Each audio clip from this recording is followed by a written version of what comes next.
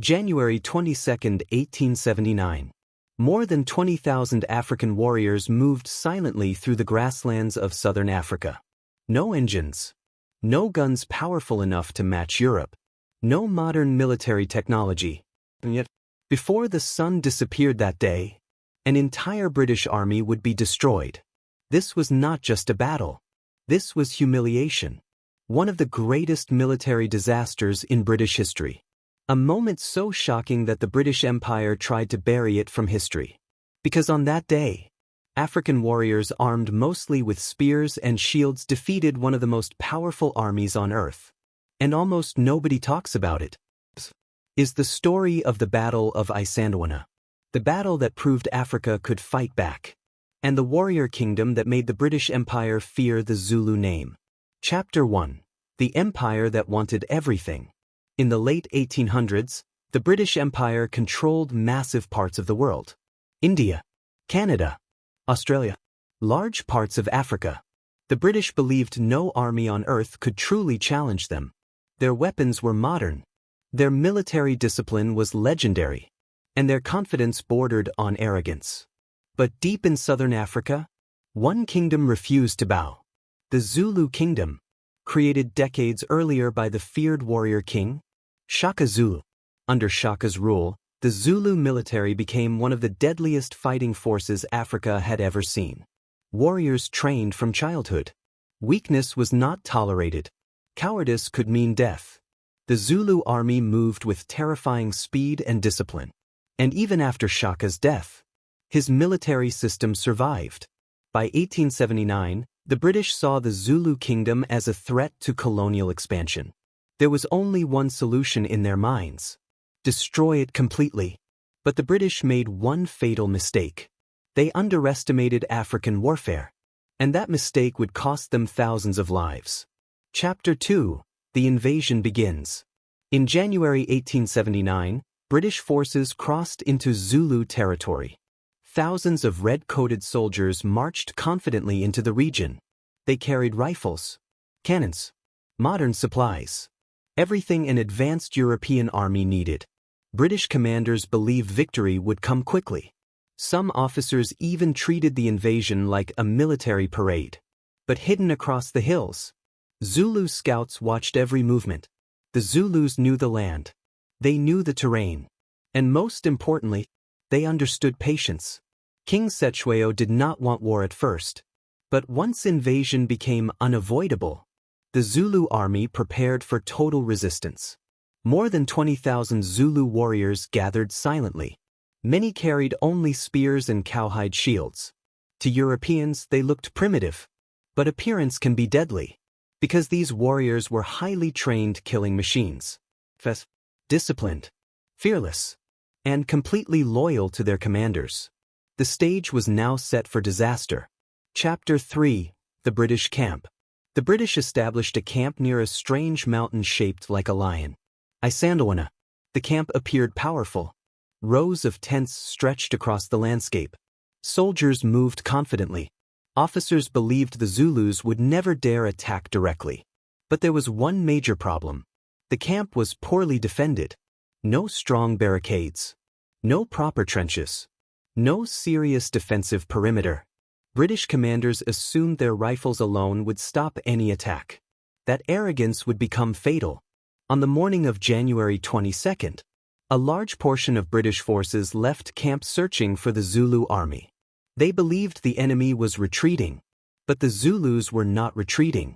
They were hunting. And thousands of warriors were already moving into position. Chapter 4. The Horns of the Bull. The Zulu military used a terrifying battle strategy. The Horns of the Bull. One force attacked from the front. Two flanking groups surrounded both sides. And reserve warriors waited behind for the killing blow. It was simple, brutal. As British scouts suddenly spotted thousands of Zulu warriors emerging across the hills, panic spread through the camp. The battlefield exploded into chaos. The Zulus charged forward with incredible speed.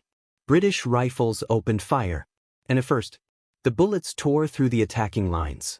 Warriors fell everywhere. Smoke covered the battlefield. Gunfire echoed across the valley. But the Zulus kept coming. Closer, closer, closer. They moved through bullets like a human storm. British soldiers could not believe what they were seeing. The Zulu army was not breaking. It was advancing. Rapidly. And then, the horns of the bull closed around the British positions. Now the British were trapped. Chapter 5. The Collapse. The battlefield became pure horror. Zulu warriors flooded into the camp from multiple directions. British firing lines started collapsing. Ammo distribution failed. Communication failed. Officers lost control. And suddenly, modern warfare turned into hand-to-hand combat. Spears crashed into rifle lines. Shields smashed into terrified soldiers. The sound of gunfire mixed with screams. British troops tried desperately to regroup. But it was too late. The Zulu attack was overwhelming. Warriors moved with terrifying coordination. Entire British units disappeared within minutes. Some soldiers attempted escape. Many were hunted down across the open terrain. Others fought to the death. By the end of the battle, more than 1,300 British and colonial troops were dead. It was one of the worst defeats ever suffered by the British Empire against an indigenous force. And the Zulus had done it using courage, discipline, and tactical brilliance. The world was stunned. Chapter 6. The Shockwaves. News of Isandlwana spread rapidly across the world. Britain was humiliated. How could one of the strongest military powers on earth lose to African warriors armed mostly with spears? Newspapers exploded with outrage. Military leaders searched for excuses. Some blamed poor leadership. Others blamed bad planning. But deep down, they knew the truth. The Zulus were far more dangerous than they expected. For the first time, many Europeans realized African kingdoms were not weak. They were organized, strategic, and capable of destroying modern armies.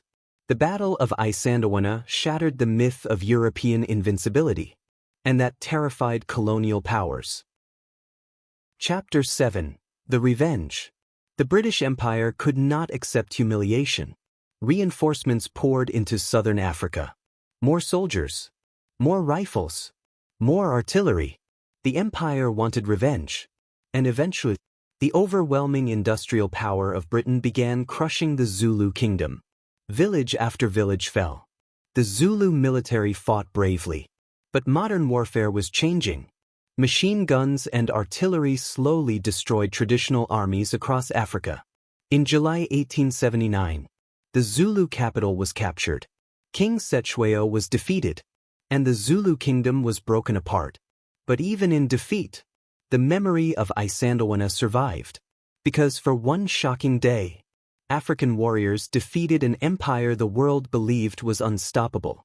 Chapter 8. Why history ignores this battle. Today, many people know battles from Europe. Napoleon. World War history. But few know Isandlwana.